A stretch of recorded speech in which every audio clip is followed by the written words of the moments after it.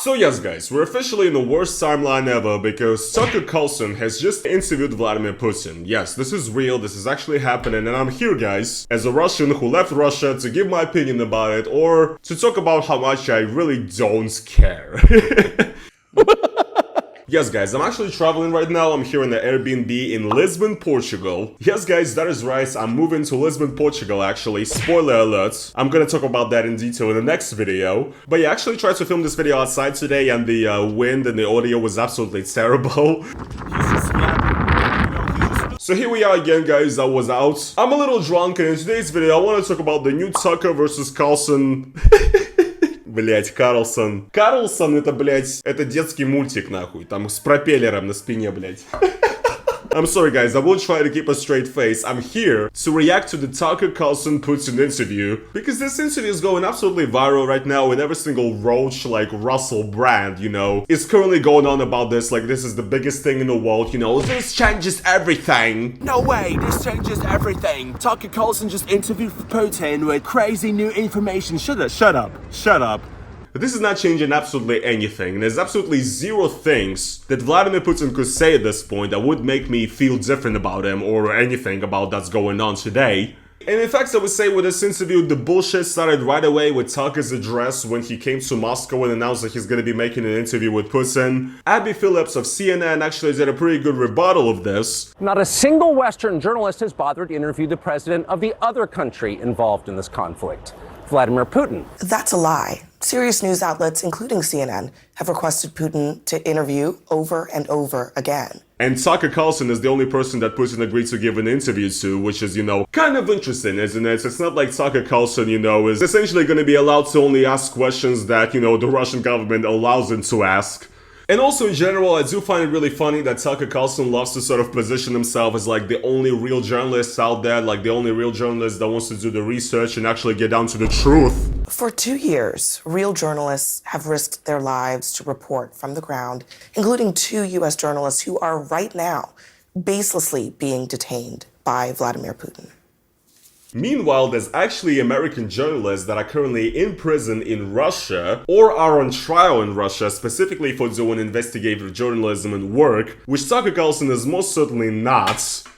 And the interview has already come out, right? And when I looked at this when it came out, I was like, Jesus fucking Christ, 2 hours, guys. It's 2 fucking hours long. Like, guys, I don't know what to say. Like, as a Russian, right? Russia's invasion of Ukraine has significantly altered my life. I had to change my entire life and move countries and now I'm moving to another country and everything. My heart breaks for what is going on currently in Ukraine and everything, but once again, guys, I just cannot stress enough how much I do not care for this interview. What does this man even have to say? What is the brand new thing that he's gonna bring to the table? Nothing, guys. He's been in power for like 25 years. He's got nothing new to bring to the table.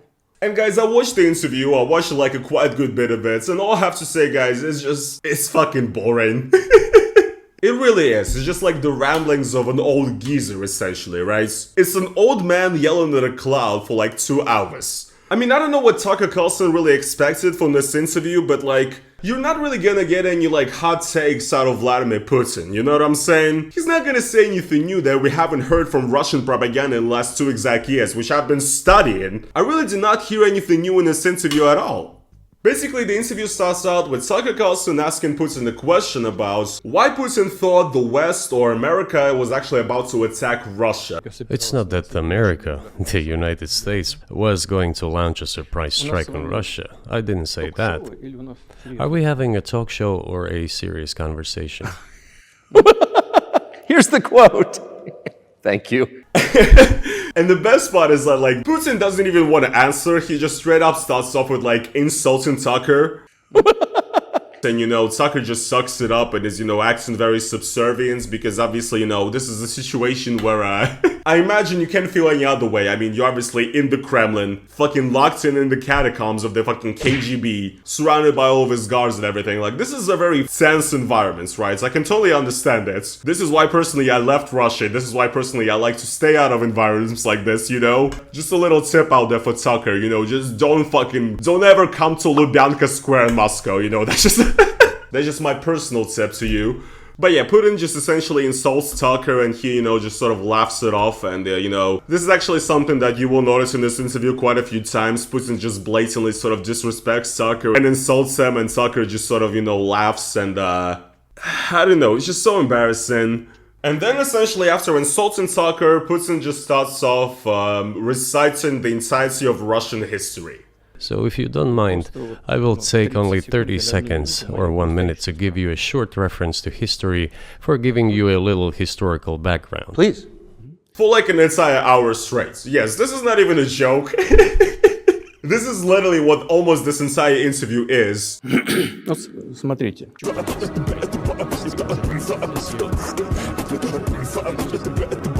Tucker tries to ask him questions, but Putin just responds with like yapping about Russian history. Let's look where our relationship with Ukraine started from. Where did Ukraine come from? The Russian state started gathering itself as a centralized statehood, and it is considered to be the year of the establishment of the Russian state in 862. I mean, look, when the question was, why do you think the West and America was planning to attack Russia, right? When Putin's answer to that question is to start, essentially retelling the entire history of the Russian Federation and to turn that entire history into an essay about how Ukrainians and Russians are like the same people or whatever. When the townspeople of Novgorod invited a Varangian prince, Rurik, from Scandinavia to reign. I mean, look, when Putin started talking about like the foundation of the Rus and about Rurik as a response to this question, I literally started laughing out loud. Like... This was like the funniest shit I've ever seen. I mean, this is literally every drunk conversation I have with like my drunk uncle or like grandpa. It's just an old man yapping. And the thing is, right, Putin just keeps going on and on. Tucker actually tries to interrupt him multiple times throughout this entire, historical speech that Putin has given. I'll give you these documents. Well, it doesn't sound like you're inventing it. I'm not sure why it's relevant to what happened 2 years ago. But still, these are documents from the archives, copies. And Putin really doesn't care, he still, keeps the story going, And when I was watching this interview, I can say it's pretty obvious throughout this entire thing that Tucker looks obviously pissed. That Putin is like going into this boring tirades and is not even giving him anything to work with. And he's literally sitting there and thinking, Jesus Christ, this is getting like really, really boring. Because it is! This briefing is coming to an end. It might be boring, but it explains boring. many things. I just don't know how it's relevant. Not only is it boring and it has like no correlation to anything, but also it's just completely unhinged. I mean, look, can you guys imagine any other like major world leader today, for example Biden or any other leader of any European countries today, essentially just going on about like ancient history for 30 minutes in the middle of an interview when asked about a question relating to like modern day events? No, you can't. The answer is no. You can't really imagine any other president doing this. You can't imagine Macron or Schultz or whatever going on about this, right? You can't, because this is absolutely unhinged. This is not statesman-like behavior at all. Nobody else does this, The only other world leader that I would imagine that would do this, I don't know, is like Gaddafi or like Saddam Hussein or something. I mean, this is like some kind of remember what Amalek did to you type shit, It's just absolutely unhinged. What is this? And there's literally people in the comments of this interview like soy-facing and going like, oh my god, this is insane. Journalism, real conversation, real interview. No! This is nonsense. Alright guys, let's calm down. Here's the thing. Even if Putin's entire, story about Russian history and how Ukrainians and Russians are actually the same thing, and how Ukrainians throughout history have actually been duped into thinking that they're not actually Russian or whatever, even if he was right? During decades, the Poles were engaged in Polonization of this part of the population.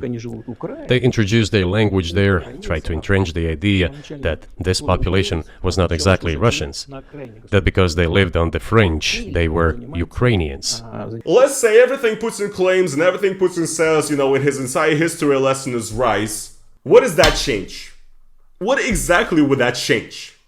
How does some ancient history that is centuries and centuries old justify what is currently happening in Ukraine? Or how does any of it imply that Ukrainians have no right to self-determination or whatever, right? Like, what is this? What are you talking about?